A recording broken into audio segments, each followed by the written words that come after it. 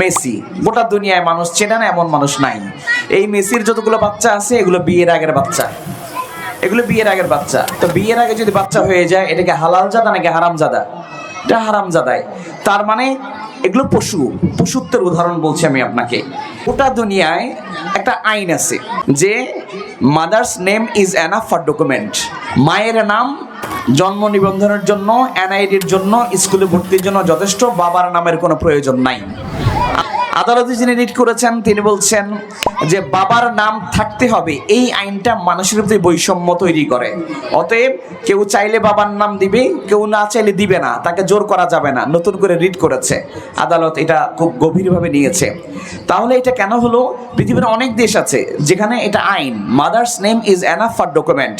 বাপের নামের প্রয়োজন নাই, মায়ের নাম যথেষ্ট। কেন?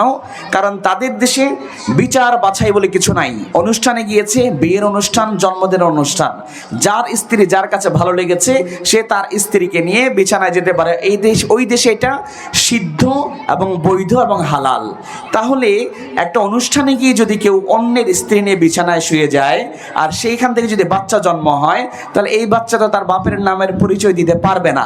সে জানে না তার বাবাকে, কারণ একই বিছানায় মা অনেকের সাথেই শুয়েছে, যার ফলে তার কাছে বাবার পরিচয় কিছু নেই। তার মাই তো জানে না তার বাবাকে। তাহলে এই বাচ্চা এখন পড়াশোনা করবে কি করে, জন্ম নিবন্ধন বানাবে কি করে, এনআইডি তৈরি করবে কি করে? তখন ওই আদালত এটা আইন করে দিয়েছে যে বাপের নামের কোনো প্রয়োজন নাই, কারণ তাদের বাপের নামের কোনো ঠিকানা নাই। এই জন্য তারা বাপের নামের কোনো প্রয়োজন নাই বলে আইন তৈরি করেছে। তো যারা এই আইন তৈরি করতে চায় তারা মানুষের চেহারায় থাকলেও আগাগোড়া এক অসভ্যের নাম, ঠিক কি না? এটা অসভ্যের নাম। তারা চায় এই দেশে একটা মনুষ্যত্বের জায়গা হারিয়ে যাক, পশুত্ব তৈরি হোক। 11ই নভেম্বর 2021 বাংলাদেশে সবাই দেখেছে যে বনানীতে 2017 সালের 28শে মার্চ বনানীর একটা হোটেল, রেইনট্রি হোটেলে সাফাত নামে এক ছেলের জন্মদিন ছিল। সেই জন্মদিনে বিশ্ববিদ্যালয়ের 2 ছাত্রীকে তারা দাওয়াত দিয়েছে। দাওয়াত দেওয়ার পরে এই 2 ছাত্রীকে তারা ধর্ষণ করেছে।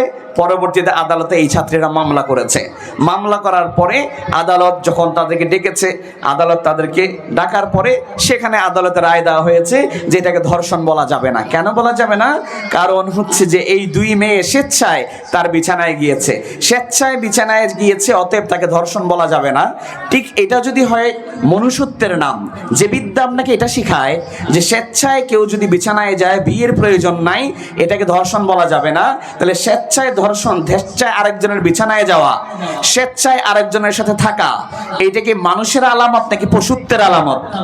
কুকুরের কি কোনো বিয়ের প্রয়োজন আছে? ছাগলের বিয়ের প্রয়োজন আছে? নাই। তার মানে পৃথিবীর কোনো প্রাণী বিয়েতে বিশ্বাস করে না, একমাত্র মানুষ ছাড়া। ঠিক একইভাবে দ্বিতীয় আরেকটা ঘটনা বলি, সবাই এটা শুনেছি আমরা। একটা ছোট অল্প বয়সের মেয়ে, যে মেয়েটার কথা আমরা সবাই জানি। এই মেয়েটা কোচিংয়ে গিয়েছে এবং কোচিংয়ের পড়া শেয়ার করার জন্য একটা ছেলে একটা মেয়ে এক বাসায় ছিল। পরে মেয়েটাকে কি বলে ধর্ষণ করেছে। মেয়েটা রক্তক্ষরণ হতে হতে মারা গিয়েছে মেয়েটা। পরবর্তীতে পুলিশ যখন ইনভেস্টিগেশনে গিয়েছে, তারা সেখানে বলেছে মেয়েটা স্বেচ্ছায় তার বাসায় গিয়েছে, এক বিছানায় স্বেচ্ছায় ছিল। পরবর্তীতে তারা যৌনতার মধ্যে বিকৃতি করার জন্য মেয়েটা মারা গিয়েছে। অতএব যেহেতু মেয়ে রাজি ছিল, ছেলে রাজি ছিল, বিয়ে না হলেও এটাকে ধর্ষণ বলা যাবে না। ঠিক ছেলে রাজি, মেয়ে রাজি, বিয়ে না হলে ধর্ষণ বলা যাবে না। এটা কি মানুষের আইন নাকি পশুর আইন? এটা পশুর আইন। তাহলে আপনার বিদ্যা আপনাকে কি শেখায়? এক কথায় বলি, বিয়ে ছাড়া একই বিছানায় থাকতে পারবেন যদি 2 জনের সম্মতি থাকে। এইটা কি মানুষের চিন্তাধারা নাকি পশুর চিন্তাধারা? পশুর চিন্তাধারা। জামালপুরের ডিসি সাহেবের কথা আমরা জানি। এটাকে অনেকেই বলছেন ধর্ষণ বলা যাবে না। কেন? কারণ জামালপুরের ডিসি সম্মতিতে গিয়েছেন এবং তার স্টাফের সাথে একই বিছানায় থেকেছেন, 2 জনে রাজি ছিলেন, অতএব ধর্ষণ বলা যাবে না। এই সবগুলো যে বললাম, একই বিছানায় থাকার জন্য বিয়ে শর্ত নয়। এই আইনটা ছাগলের জন্য, তার বিয়ের দরকার নাই। এই আইন কুকুরের জন্য, বিয়ের দরকার নাই। তার মানে বিয়ে ছাড়া একই বিছানায় থাকা যাবে। এই আইনটা তো পশুর হয়, মানুষের হয় না। অতএব যে বিদ্যা আপনাকে শেখায়, যে বিদ্যা আপনাকে আইন রচনা তৈরি করে দেয় যে একই বিছানায় থাকার জন্য বিয়ে জরুরি নয়, এই বিদ্যা কি আপনাকে মানুষ বানায় নাকি পশু বানায়? নিজেকে প্রশ্ন করেন। এবার ছোট্ট একটা বলি, নবী করিম সাল্লাল্লাহু আলাইহি সাল্লাম বলছেন, ইন্নাল্লাহা কাতাবা আলা ইবনি আদম হাজ্জাহু মিনাজ জিনা। আল্লাহ সুবহানাহু ওয়া তাআলা মানুষের ব্যাপারে বলেছেন, আদরাকা যালিকা লা মাহালাতা ফাজিনাল আইনি আন নাজরু ওয়া জিনাল লিসানি আল মানতিক। একজন মানুষের জিনা অনেকগুলো প্রকার হতে পারে। যখন কেউ কারো দিকে তাকায় কুনজর, এটা জিনার পর্যায়ে পড়ে। যখন কেউ কারো কুনজরে হাত স্পর্শ করে, এটা জিনার নজরে পড়ে। তাহলে আপনি চিন্তা করেন, আপনার বিদ্যা, জেনারেল লাইনের যে বিদ্যা আপনি পড়েন, সে বিদ্যা আপনাকে শেখায় একই বিছানায় থাকার জন্য বিয়ে জরুরি নয়। আর আমার বিদ্যা আমাকে শেখায় একই বিছানায় যাওয়া তো দূরের কথা, রাস্তা দিয়ে কোনো একটা মেয়ে যাচ্ছে, ওই মেয়ের দিকে যদি কোনো নজরে তাকাও, এটা জিনার গুনাহ। যদি কোনো মেয়ের হাত টাচ করো, এটা জিনার গুনাহ। বিছানায় যত দূরের কথা, বিয়ে ছাড়া কোনো নারীর গা টাচ করা যাবে না, কোনো নারীর দিকে কোনো নজরে তাকানো যাবে না। তাহলে আমার বিদ্যা আমাকে মানুষ বানায়, আপনার বিদ্যা আপনাকে পশু বানায়, ঠিক কি না? এটা হচ্ছে যে মৌলিক কারণ কেন আপনাদের বিদ্যায় শিক্ষার্থী কমে যায়, এটা হচ্ছে মৌলিক কারণ। এখন হয়তো অনেকেই বলবেন, হুজুর একটা স্কুল বা জেনারেল লাইন বা কলেজে যারা পড়ে তারা সবাই কি পশু হয়ে যায়? না। 1000-এর মধ্যে ধরেন যে 999 জন মানুষ, 999 জন ছাত্রী বা ছাত্র, তাদেরকে আমরা আলাদা করে রাখবো, আর 1% তাদেরকে আলাদা করব। 1% মানুষ আছে যারা পশুতে পরিণত হয়। এই 1%-এর কথা একটু পরে আমরা বলবো। 1% কারা একেবারে আপনার এই বিদ্যা পশু বানায়, যেমন তসলিমা নাসরিন। তসলিমা নাসরিন বেশ কিছুদিন আগে একটা চমৎকার লেখা লিখেছেন বিয়ে সম্পর্কে। তিনি বলছেন, বিয়ের প্রয়োজনীয়তা নাই, মানুষ ছাড়া পৃথিবীর অন্য কোনো প্রাণীর মধ্যে বিয়ের কোনো রীতি নাই, অথচ তারা একই সাথে বাস করে, তাদের কোনো সমস্যা হয় না, তারা সন্তান জন্ম দেয়, জীবন কাটিয়ে দেয়। অতএব একসাথে থাকার জন্য বিয়েটা জরুরি নয়। এটা কে বলেছে? তসলিমা নাসরিন। তাকে কে শিখিয়েছে? তার বিদ্যা তাকে শিখিয়েছে। আরেকজন মানুষের কথা বলি, হুমায়ুন আজাদ, তার বই নারী। তিনি সেখানে বলছেন, আমার চোখের সামনে আমার মেয়ে বড় হচ্ছে, কিন্তু সামাজিক নিয়মের বেড়াজালে আমার হাত পা বাঁধা, আমি আমার মেয়েকে মেয়ের নজরে দেখতে হয়, স্ত্রীর নজরে দেখতে পারি না। এটা কে বলছেন? একজন বিশ্ববিদ্যালয়ের প্রফেসর বলছেন। তাহলে আপনার বিশ্ববিদ্যালয়ের শিক্ষা, জেনারেল শিক্ষা একজন মানুষকে কি পরিমাণ পশু বানায় তার একটা উদাহরণ দিলাম। আরেকজন মানুষের কথা বলি, আহমদ শরীফ, 1985 সাল। তিনি বলছেন, এক ওসিয়তনামা তৈরি করেছেন যে আমার মরার পরে আমার চোখ এবং দেহ মেডিকেলে দিয়ে দিবে। তিনি লিখছেন, চক্ষু শ্রেষ্ঠ প্রত্যঙ্গ, অতএব রক্ত হচ্ছে প্রাণের প্রতীক, কাজে গোটা অঙ্গ কবরের কীটের খাদ্য হওয়ার চেয়ে মানুষের কাজে লাগানো ভালো, আমাকে মেডিকেলে দান করে দিও, আমাকে জানাজার প্রয়োজন নাই। বাংলাদেশেও গোটা দুনিয়ায় কোনো গরুর জানাজা হয় মারা গেলে? হয় না। ছাগলের জানাজা হয় না। কোনো ধরনের পশুর জানাজা হয় না। তাহলে আহমদ শরীফ বলছে মরার পর আমার জানাজার দরকার নাই। তার মানে কি দাঁড়ালো? যে তিনি বলছেন যে গরুর যেমন জানাজার প্রয়োজন হয় না, ছাগলের যেমন জানাজার প্রয়োজন হয় না, বলদের যেমন জানাজার প্রয়োজন হয় না, আমি দেখতে মানুষ হলেও, মানুষের ঘরে জন্ম হলেও, চিন্তা এবং চেতনা আমি একটা বলদ, ঠিক কি না? তাহলে আপনার বিদ্যা আপনাকে কি শেখালো? অন্তত 1% মানুষকে একেবারে পশু বানিয়ে ছাড়লো। তসলিমা নাসরিন এদেশের শিক্ষিত মানুষ, হুমায়ুন আজাদ এদেশের শিক্ষিত মানুষ, আহমদ শরীফ এদেশের অনেকের কাছে আইডলিক মানুষ, আইকনিক মানুষ।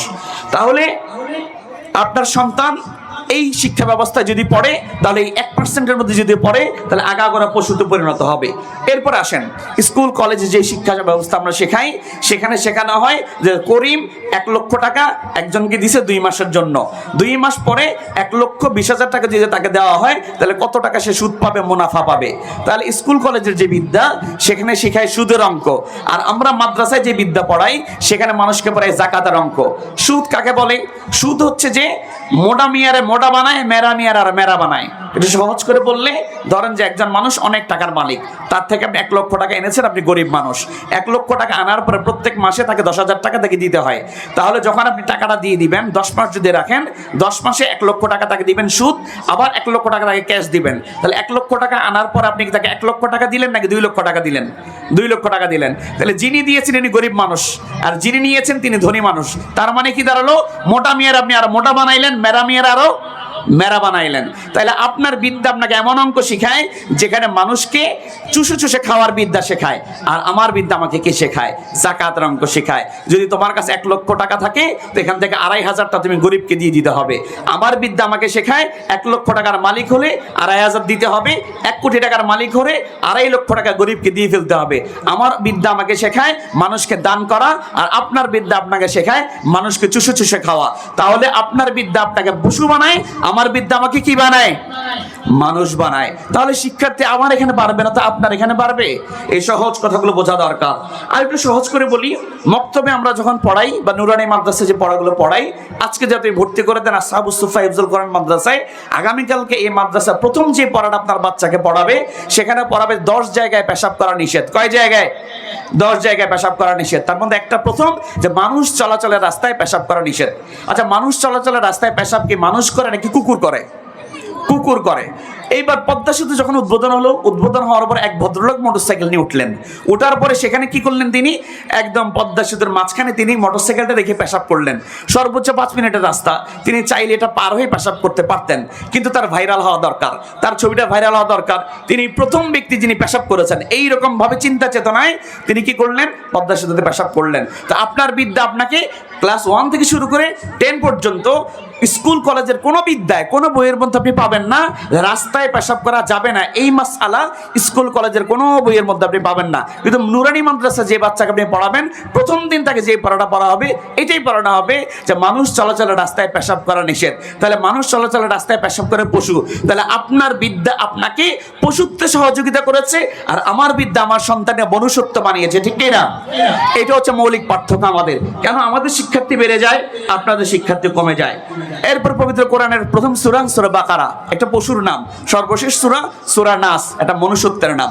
তার মানে যদি কেউ পশুত্ব নিয়ে কোরআন পড়া শুরু করে দেয়, সূরা নাসে আসা মাত্র আল্লাহ তাআলা তার পশুত্ব থেকে মনুষ্যত্ব পরিবর্তন করে দেয়। সুবহানাল্লাহ বিহামদিহি। এটি হচ্ছে কোরআনে কারীমের মুজিজা। আমরা তো সহজ করে বলি। এখন আপনি এই যে তখন যাদের কথা বললাম পশু, তার 1% নয় 1000 জনের মধ্যে 1% মানুষ পশু হয়। এবার আপনি বলবেন হুজুর তাই না, 999 জন মানুষ তো ওদের মতো হয় না, স্কুল কলেজের ভালো হয়। এই যে 999 জন ছাত্রছাত্রী একই বিছানায় বিয়ের আগে থাকা হারাম, যাবে না, এটা জিনা। এই কথাটা একটা স্কুলের 999 জন ছাত্র জানে কি জানে না? সবাই কথা বলেন, জানে কি জানে না? জানে। কিন্তু এইটা তো ক্লাস 1 থেকে শুরু করে ক্লাস 10 পর্যন্ত কোনো বইয়ের মধ্যে এই কথা নাই। আমি চ্যালেঞ্জ করলাম, পুরো যে কোনো স্কুলে যাবেন, ক্লাস 1 থেকে 10 পর্যন্ত এই কথা তার বইয়ের মধ্যে নাই। তাহলে আপনার বাচ্চাটা শিখলো কি করে?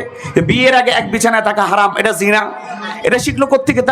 তার বইয়ের মধ্যে নাই, তার বিদ্যায় নাই, তার শিক্ষকরা তাকে শেখায় নাই। শিখলো কোত্থেকে? শিখেছে আমাদের কাছ থেকে। মসজিদে যখন ইমামরা বয়ান করেন, সেখান থেকে আপনার স্কুল কলেজের ছাত্ররা শিখেছে বিয়ের আগে এক বিছানায় থাকা হারাম। এই যে মাহফিল হচ্ছে, এই মাহফিল থেকে স্কুল কলেজের ছাত্ররা শিখেছে যে একই বিছানায় বিয়ের আগে থাকা হারাম। তাহলে এই জায়গাগুলো আমাদের বোঝা দরকার ভাইয়েরা আমার। 999 জন ছাত্রী, এগুলো আমাদের সন্তান। আমরা চাই আমাদের সন্তানগুলো মানুষ হোক। তো আমরা এটা কেন বললাম, বাংলাদেশের মানুষকে বুঝতে হবে মাদ্রাসা শিক্ষা ব্যবস্থা এই দেশের জন্য রহমত স্বরূপ। অনেক মানুষকে দেখি, যেমন আমাদের এক দেশের এক চিত্রনায়িকা, পরিমণি নামে এক ভদ্র নায়িকা, তিনি বিয়ের আগে বাচ্চা জন্ম দিয়েছেন। এটা নিয়ে কারো কোনো কথা হয় নাই।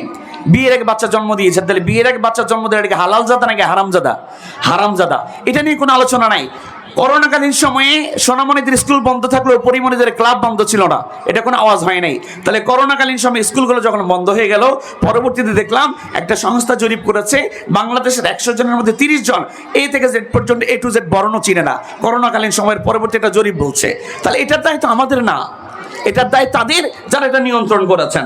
সহজ করে বলতে হবে। এখন অনেকেই বলবেন তাহলে হুজুর স্কুল বন্ধ করে দিব, কলেজ বন্ধ করে দিব। না, আপনি আমাকে বুঝতে ভুল করেছেন ভাই। আমরা বলি আসরের নামাজ 4 রাকাত, মাগরিবের নামাজ 3 রাকাত। 4 রাকাত। আসরের নামাজ কয় রাকাত? ফরজ 4 রাকাত। রাকাত এটা ইসলামিক শব্দ, আর 4 এটা স্কুলের শব্দ, জেনারেল শব্দ। তার মানে আমরা জেনারেল লাইনকে বাদ দিয়ে ইসলাম না, জেনারেলকে সহ ইসলাম। অতএব আপনি যেই বিদ্যা শিখেন, এটা যদি আল্লাহর বিরুদ্ধে না যায়, মানুষের খেদমতে লাগে, পৃথিবীর যত বিদ্যা আছে, ওকালতির বিদ্যা, মনুষ্য ইঞ্জিনিয়ারিং এর বিদ্যা, রাজনীতির বিদ্যা, ড্রাইভারি বিদ্যা, যা কিছু আছে সব ইসলামিক বিদ্যা, যদি এটা কোরআনের বিরুদ্ধে না যায়। কলম যত দামি হোক, এটার কোনো দাম নাই। তার মধ্যে যেমন কালি না থাকলে, ঠিক একইভাবে আপনি যত বড় বিজ্ঞানী হন, যত বড় ইঞ্জিনিয়ার হন, চালানোর কোনো দাম নাই আপনার মধ্যে যদি কোরআনের কালি না থাকে, ঠিক না? এই সহজগুলো আমরা বলতে চাই। লাইসাল ইয়াতীমু মান লা ওয়ালিদাইন লাহু ইন্নাল ইয়াতীমা ইয়াতীমুল ইলমি আল আদাবি।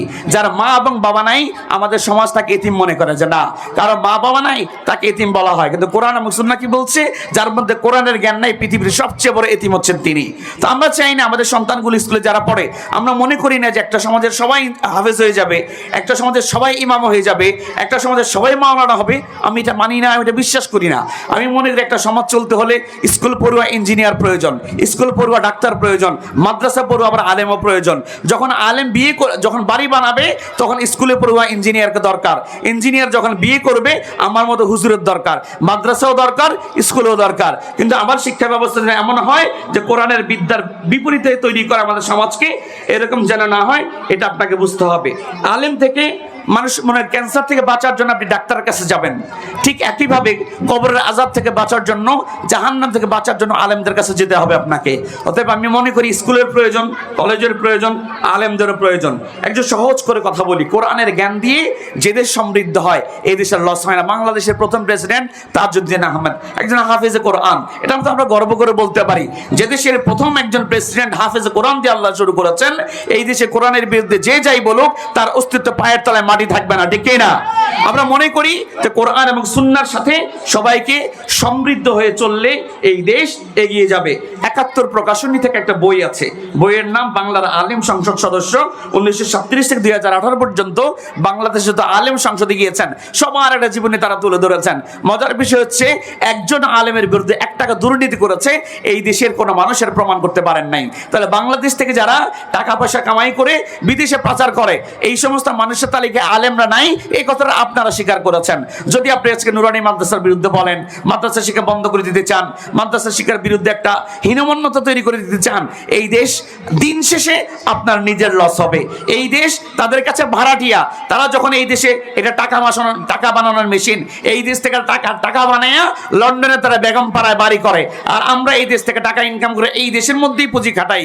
অতএব যারা এই দেশ থেকে শুধু টাকা বানানোর মেশিন বানিয়েছে তারা আর যাই হোক দিন শেষে বাংলাদেশের জন্য দেশপ্রেমিক এই দাবি করার কোনো অধিকার তারা রাখে না, ঠিক না ভাইয়েরা আমার? এই জন্য আলেমরা কখনো দেশের সাথে গাদ্দারি করে না। কয়েকটা উদাহরণ দিলে বুঝবেন, কয়েকটা উদাহরণ দিলে 8 মিনিট সময় আছে, কয়েকটা উদাহরণ দিয়ে শেষ করে দেব। ধরেন যে সাভার ট্রাজেডিতে অনেক মানুষ সেখানে মারা গেলেন, মারা যাওয়ার পরে অনেক শ্রমিকের আমরা লাশ খুঁজে পাই নাই। সেখানে অনেক মানুষ ছিলেন যারা তাদের ছবি নিয়ে দাঁড়িয়েছিলেন এবং তারা বারবার বলতেছিলেন যে আমি আমার সন্তানের লাশটুকু আমাকে ফেরত দেন, টাকা পয়সা লাগবে না। আমি আমার সন্তানের লাশটুকু নিয়ে যেখানে তার বাবার বাড়ি, দাদার পৈতৃক যে ভূমি আছে সেখানে আমি তাকে দাফন করতে চাই। অন্তত আমি এই দেশের ভালোবাসি, তার দাদার বাড়ি তাকে দাফন করার জন্য লাশটা আমাকে ফেরত দেন। ফুলবাড়ির কৃষকদের কথা আমরা হয়তো ভুলে গিয়েছি, তারা একবার আন্দোলন করেছিলেন। সেখানে সরকার চেয়েছিল একটা বড় ধরনের বিমানবন্দর বা খনি জাতীয় কিছু বানানোর জন্য। সেখানে কৃষকরা আন্দোলন করেছে, কিছু মানুষ মারা গিয়েছেন। সেখানে মারা যাওয়ার পরে সেই মানুষগুলো বলেছেন যে আমরা এই মাটিকে ছাড়বো না, এই মাটি আমার বাবার, এই মাটি আমার দাদার, লাগবে না তোমাদের এই বিমানবন্দর, লাগবে না তোমাদের এই বড় ধরনের কারখানা যেখানে আমাদের চাকরি হবে। আমার বাপ দাদার সম্পত্তির মায়া ত্যাগ করে এখানে তোমরা খনিজ কি বলে একটা বিমানবন্দর বানাবা, আমরা এই মাটিকে ছাড়তে পারবো না। তার মানে জীবনে ইনকামের চেয়ে, টাকার চেয়ে বাপের সম্পত্তির প্রতি, বাপের মাটির প্রতি এই দেশের মানুষের মায়া বেশি ছিল। এই জন্য মানুষগুলো তো তার লাশগুলো চেয়েছিল তারা যেন সেখানে দাফন করতে পারে। ভাইয়েরা আমার, এই কথাগুলো কেন বললাম? এটা এই জন্য বললাম যে সন্তান মারা যাওয়ার পরে দেশের মানুষ চায় যে আমার সন্তানের লাশটা অন্তত তার দাদার বাড়িতে এই দেশের মাটিতে দাফন হোক। তার মানে এই দেশের মাটির প্রতি আমার টান আছে, দায়বদ্ধতা আছে, কমিটমেন্ট আছে। কিন্তু আমরা এটা সাধারণ মানুষ বলছি, কোরআনের জ্ঞানে যারা শিক্ষিত তাদের কথা বলছি। কিন্তু যারা এই দেশের বড় বড় উপর লেভেলের লোক কলমের খোঁচায় কোটি টাকা ইনকাম করে এই দেশ থেকে চলে যায়, তারা এই দেশটাকে ব্রিটিশদের মতো, পাকিস্তানিদের মতো টাকা বানানোর মেশিন বানায়। আলেমরা কখনো এই দেশকে টাকা বানানোর মেশিন বানায় নাই, এই দেশকে ভালোবেসে এই দেশকে তারা প্রথম ঠিকানা এবং শেষ ঠিকানা বানিয়েছে। একদম সহজ করে বলি, বঙ্গবন্ধু যেদিন মারা গেলেন সেই দিন অনেক মানুষ তার পাশে ছিল না, অনেক হিতাকাঙ্ক্ষী ছিল। গত 21শে ডিসেম্বর 2019 আমাদের প্রধানমন্ত্রী আফসোস করে বলছেন যে আমার বাবা যেদিন মারা গেল সেই দিন এত নেতা কোথায় ছিলাম, কাউকে খুঁজে পাই নাই।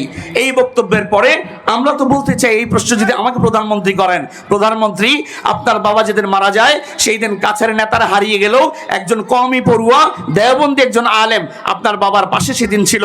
সেই দিন খন্দকার মোশতাকের বাহিনী চেয়েছিল জানাজা ছাড়া তাকে গর্ত করে মাটিতে দাফন করে দেওয়ার জন্য। সবাই চুপ ছিল, কেউ প্রতিবাদ করে নাই। একজন মানুষ, যিনি একজন আলেম, মৌলভী আব্দুল হালিম, তিনি দাঁড়ায় বললেন, আমি একজন মাদ্রাসা পড়ুয়া আলেম, কওমি পড়ুয়া আলেম, আমি কোরআন এবং সুন্নাহ শিক্ষায় শিক্ষিত। আমি বেঁচে থাকতে একজন মুসলমানের বাচ্চাকে, মুসলমানের সন্তানকে, একজন মুসলমানকে জানাজা ছাড়া দাফন দিবে, এটা আমি মেনে নিতে পারবো না। তার গাদ্দারির বিপরীতে খন্দকার মোশতাক সেদিন বাধ্য হয়েছিলেন গোসল দিতে, জানাজা দিতে। অতএব যেদিন বাংলাদেশের সবাই বঙ্গবন্ধু পরিবারের সাথে গাদ্দারি করেছে, সেই জন্য কোরআনের সুন্নাহ শিক্ষায় শিক্ষিত লোকেরা, নুরানি মাদ্রাসায় পড়ানোর লোকেরা, নুরানি মাদ্রাসায় শিক্ষিত লোকেরা সেই জন্য তাদের সাথে গাদ্দারি করে নাই। বঙ্গবন্ধু পরিবার এই দেশের অস্তিত্বের সাথে ভালোবাসা দেখিয়েছে। অতএব এই মাদ্রাসাগুলো যত বেশি বাড়বে, এই দেশে দেশপ্রেমিক নাগরিক তৈরি হবে, ঠিক কি না?